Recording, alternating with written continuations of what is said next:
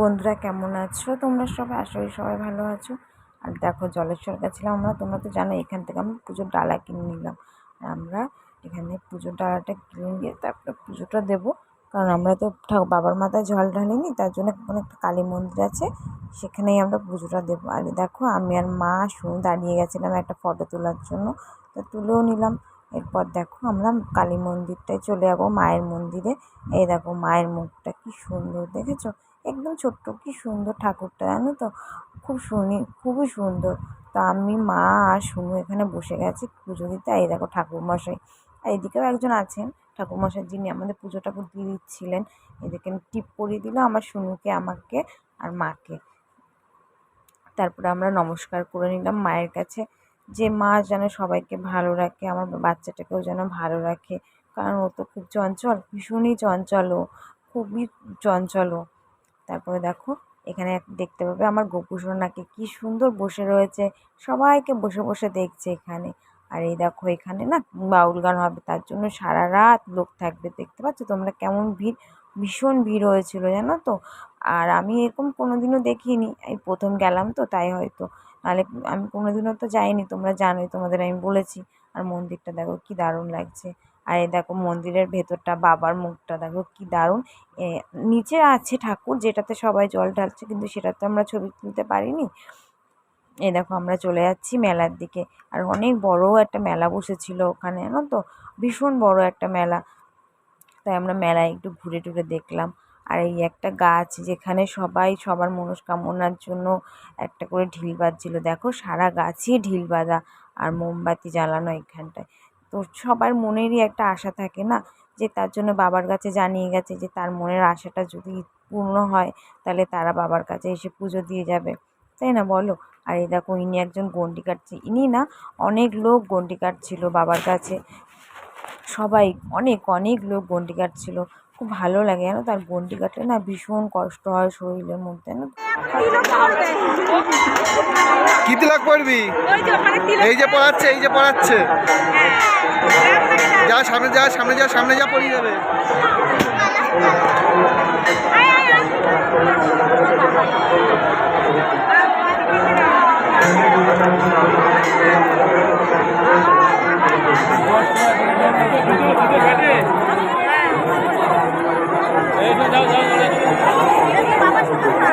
আমি এখানে আছি।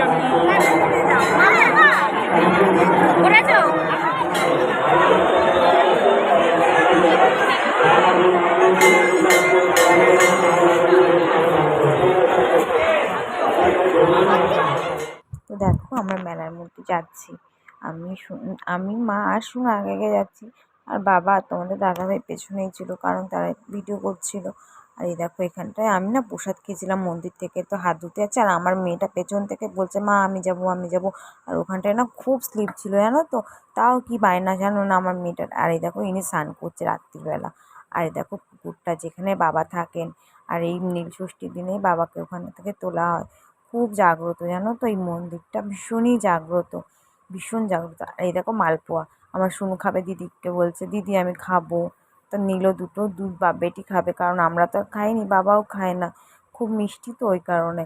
আর আমি আর মা তো উপোস করেছিলাম, সেই কারণে আর খাওয়া হয়নি আমাদের, তো আমরা আর খাইনি। এই দেখো মেলার ভেতরটা, দোলনাগুলো দেখো সব ফাঁকা জানো তো, কেউ চড়ছে না। আর আমার মেয়েটার হচ্ছে বায়না, মা আমি চড়বো আমি চড়বো, কারণ দেখো আমি তো সারাদিন উপোস করেছিলাম, আমি তো উঠতে পারবোই না, আর ওর বাবাও এখন উঠতে পারে না জানো তো, ভীষণ কষ্ট হয় মাথা। চারও দেখাবে না।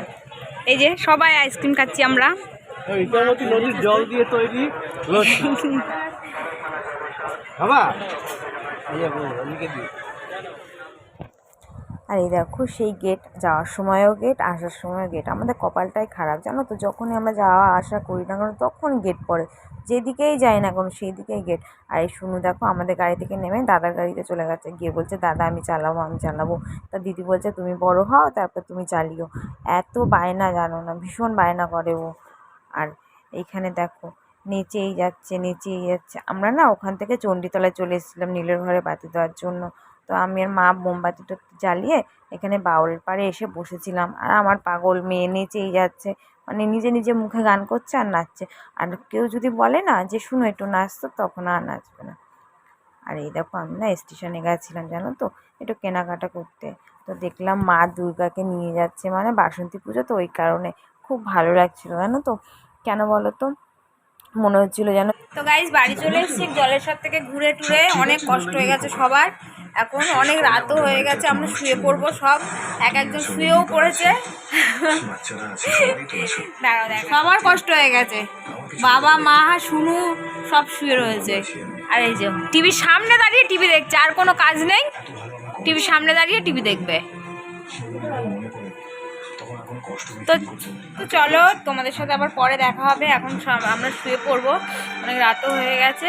তো আমার ভিডিওটা যদি তোমাদের ভালো লাগে অবশ্যই like comment share please subscribe করে দিও আমার চ্যানেলটা। Tata, good night.